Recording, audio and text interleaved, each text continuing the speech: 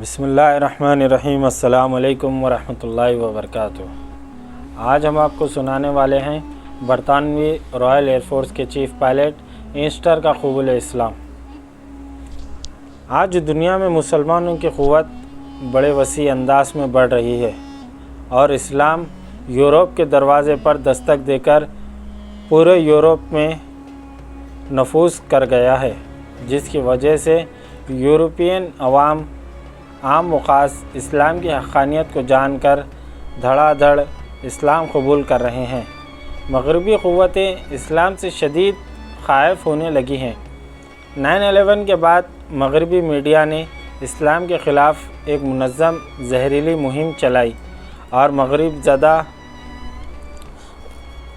دانشوروں نے مسلمانوں کو بدنام کرنے کے لیے ہر موقع سے فائدہ اٹھایا اور کوئی موقع ہاتھ سے نہ جانے دیا۔ یہ تمام پروپیگنڈا صرف اس لیے کیا گیا تاکہ اسلام اور مسلمانوں کو بدنام کر کے دنیا کو اسلام سے دور رکھا جائے، لیکن اس کا نتیجہ بالکل برعکس نکل رہا ہے۔ 9/11 سے پہلے بھی مغرب کے مادر پدر آزاد معاشرے سے تنگ آ کر اور اسلام کے زرعی تعلیم سے متاثر ہو کر بعض لوگ مسلمان ہو رہے تھے، مگر 9/11 کے بعد اسلام امریکہ میں زیادہ پھیلا۔ برطانیہ و یورپ میں اسلام 7/7 کے بعد زیادہ تیزی سے پھیلنا شروع ہوا، اور اس دوران اسلام کو جتنا دبایا گیا وہ اتنا ابھر کر سامنے آیا۔ اس کو جتنا چھپایا گیا اسلام اتنی ہی زیادہ ظاہر ہونے لگا، اور یورپین معاشرے کو اسلام سے بچانے کے لیے وہاں جتنی اسلام مخالف تحریکیں چلائی گئی، اسلام کا مطالعہ اتنا ہی زیادہ لوگوں نے شروع کر دیا، جس کے بعد عیسائی، یہودی، ہندو، کمیونسٹ اور دیگر قومیں جوق در جوق حلقہ بگوش اسلام ہونے لگی۔ عالمی سطح پر اگر دیکھا جائے تو صرف گزرنے والے 2-3 سالوں کے عرصے میں امریکہ و یورپ اور خاص کر برطانیہ میں تقریباً 6 لاکھ سے زیادہ افراد مسلمان ہو چکے ہیں۔ روز بروز ان کی تعداد بڑھتی جا رہی ہے اور قرآن مجید ان کی پسندیدہ کتاب بن گئی، جس کا مطالعہ لوگ بڑے ذوق و شوق سے کر رہے ہیں۔ سوئٹزرلینڈ میں 40,000 خواتین و مرد مشرف با اسلام ہو چکے ہیں۔ اسپین میں بھی 2 لاکھ سے زائد مرد و خواتین اسلام میں داخل ہو چکے ہیں۔ اسپین میں بھی 2 لاکھ سے زائد مرد و خواتین اسلام میں داخل ہو چکے ہیں۔ فرانس میں بھی اسلام تیزی سے پھیل رہا ہے اور دنیا بھر میں روزانہ اوسطاً اسلام قبول کرنے والوں کی تعداد 900 کے قریب پہنچ چکی ہے۔ امریکہ اور فرانس میں اسلام دوسرا بڑا مذہب اور برطانیہ میں تیسرا بڑا مذہب بن چکا ہے، اور تمام تر مخالفت و مقاسمت کے باوجود اسلام ہالینڈ، انگلینڈ میں بہت تیزی سے پھیل رہا ہے۔ اور مزے کی بات یہ ہے کہ جو ممالک اسلام اور مسلمانوں کے خلاف زیادہ سرگرم عمل ہیں، اسلام اور مسلمانوں کے خلاف پابندیاں لگا رہے ہیں، انہی میں اسلام کی روشنی بڑھ رہی ہے۔ برطانیہ سے شائع ہونے والے ایک مشہور اخبار کی رپورٹ کے مطابق بہت سے برطانوی باشندے اسلام کی حقانیت سے متاثر ہو کر حلقہ بگوش اسلام ہو رہے ہیں۔ متعدد برطانوی شہروں میں قائم اسلامک سینٹر میں برطانوی شہریوں کی ایک بڑی تعداد مسلمان ہونے جا رہی ہے، جیسا کہ کچھ عرصے قبل برطانوی شہریوں کے ایک بڑے گروپ نے ایک اسلامک سینٹر کی مسجد میں اسلام قبول کیا۔ اس طرح کچھ عرصہ قبل یہ خبر آئی تھی کہ سابقہ برطانوی وزیر اعظم ٹونی کی سسٹر ان لا یعنی سالی صاحبہ نے اسلام قبول کیا، اور اسلام قبول کرنے کے بعد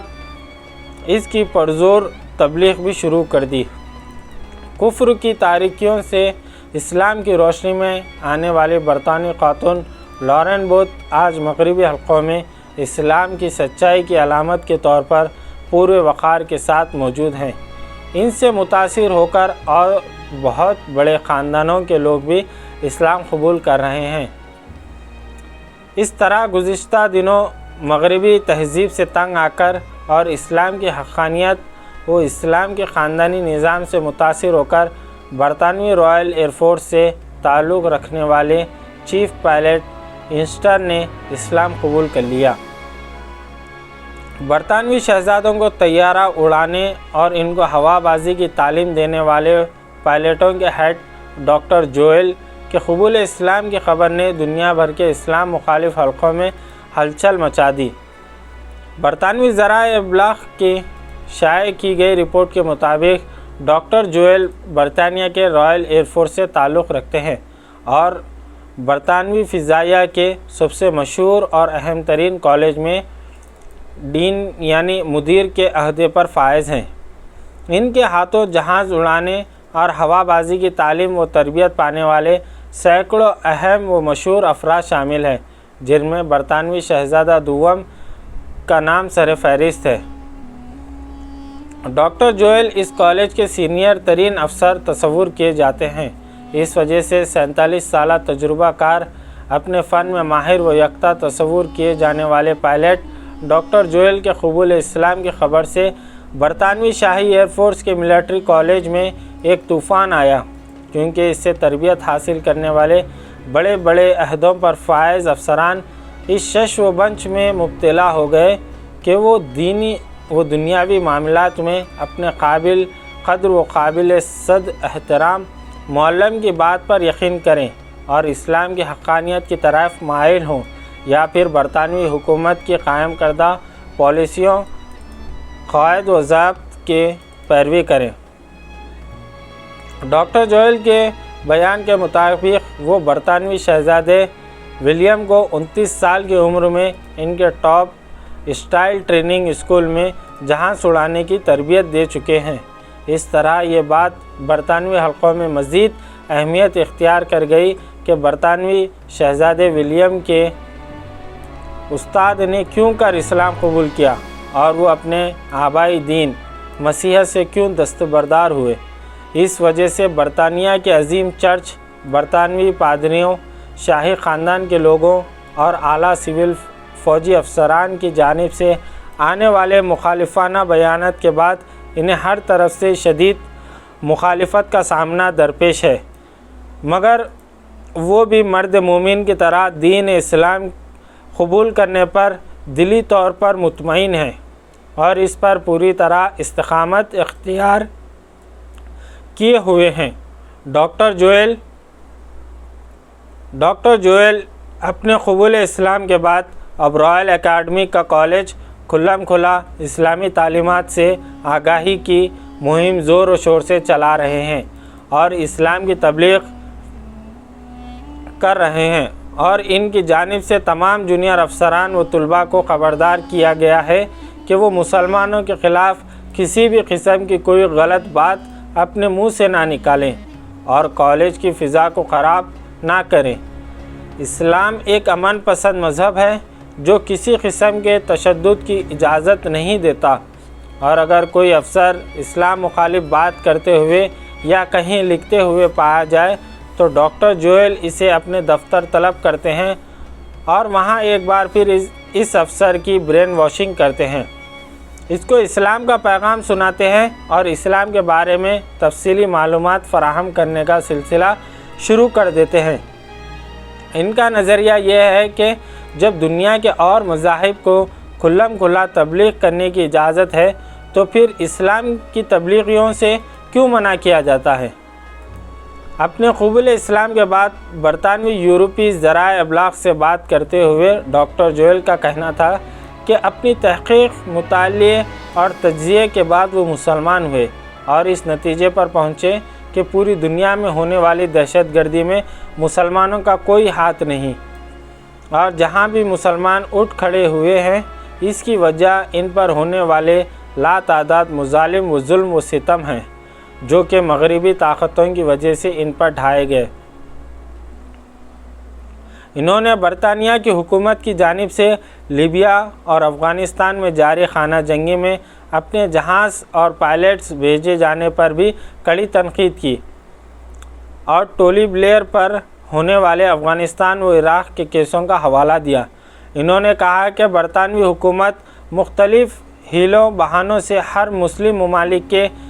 اسٹرکچر کو تباہ کرنے کا منصوبہ بنا رہی ہے، اور کہا کہ برطانوی حکومت کے پاس وہ کون سی اتھارٹی ہے اور وہ کون سے شواہد ہیں جن کی بنیاد پر کارروائی کرتے ہوئے انہوں نے دوسرے ملکوں کے انفراسٹرکچر کو تباہ کیا، جبکہ در حقیقت دنیا جانتی ہے کہ برطانیہ اور اس کے اتحادی ممالک کی جانب سے کیے جانے والے تمام دعوے تاحال کھوکھلے ثابت ہوئے۔ اس وجہ سے قبول اسلام کے بعد ڈاکٹر جویل کی جانب سے مسلمانوں اور اسلام کے حق میں کی جانے والی وکالت کو اعلیٰ فوجی و سول حکام بڑی ناپسندگی کی نظر سے دیکھ رہے ہیں، جس کی ڈاکٹر کو پرواہ نہیں،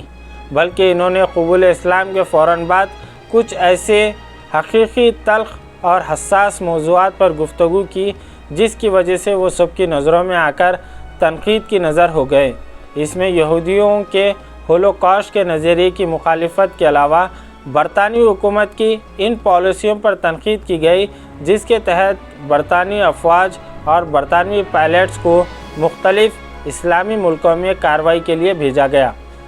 ڈاکٹر جویل ہولوکاسٹ کی حقیقت کو ماننے سے انکار کرتے ہیں اور کہتے ہیں گیس چیمبر میں جلا کر ہلاک کیے جانے والے یہودیوں کی بیان کی گئی تعداد سراسر غلط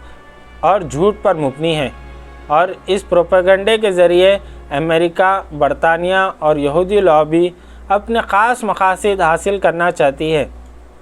اور اس کے ذریعے وہ مشرق وسطیٰ میں مسلمانوں پر ظلم ڈھانا چاہتی ہے اور ان کے وسائل پر قبضہ کرنا چاہتی ہے۔ الحمدللہ اسلام دنیا میں بڑی تیزی کے ساتھ پھیل رہا ہے، اور دنیا میں جو بھی اس کی حقانیت اور حقیقت کو پاتا ہے وہ مشرف با اسلام ہو جاتا ہے، جیسا کہ گزشتہ سال سعودی عرب میں تعمیراتی پروجیکٹ میں کام کرنے والے 660 چینی باشندے نے بیک وقت اسلام قبول کیا، جبکہ اس سے قبل سری لنکن اور فلپائنی قومیت کے کافی لوگ اسلام قبول کر چکے ہیں۔ اس طرح افغانستان میں طالبان سے برسر پیکار امریکی فوجی بھی اسلامی تعلیمات اور قرآن مجید کے مطالعے سے اسلام قبول کر رہے ہیں۔ اگر اسی رفتار سے اسلام پھیلتا رہا تو انشاءاللہ ایک دن ایسا بھی آ جائے گا کہ اسلام دنیا کا پہلا بڑا مذہب ہو جائے گا۔ اس بات کی تصدیق دنیا کے 220 بڑے ممالک سے مردم شماری کے اعداد اکٹھا کرنے والے ادارے کی جاری کردہ اس رپورٹ سے بھی ہوتی ہے، جس میں یہ بات تفصیلاً بتائی گئی ہے کہ دنیا کا ہر چوتھا شخص مسلمان ہے، اور اگر اسی طرح ہوتا رہا تو اسلام چند سال بعد دنیا کا پہلا مذہب بن جائے گا، اور اگر ڈاکٹر جویل کی طرح کے لوگ اسلام قبول کرتے رہیں جن کو دیکھ کر دسیوں برطانوی افراد اسلام لانے کے بارے میں سوچ رہے ہیں اور کئی مسلمان بھی ہو گئے ہیں، تو عنقریب اسلام بہت جلد پوری دنیا میں پھیل جائے گا۔ کفر چاہے اس کو روکنے کے لیے کتنا ہی زور لگائے مگر وہ اس کو روک نہیں سکے گا۔ علامہ اقبال صاحب نے کیا خوب فرمایا ہے عیاں شورش تار تار کے افسانے سے، پاسباں مل گئے کعبے کو صنم خانے سے۔ جزاک اللہ خیر۔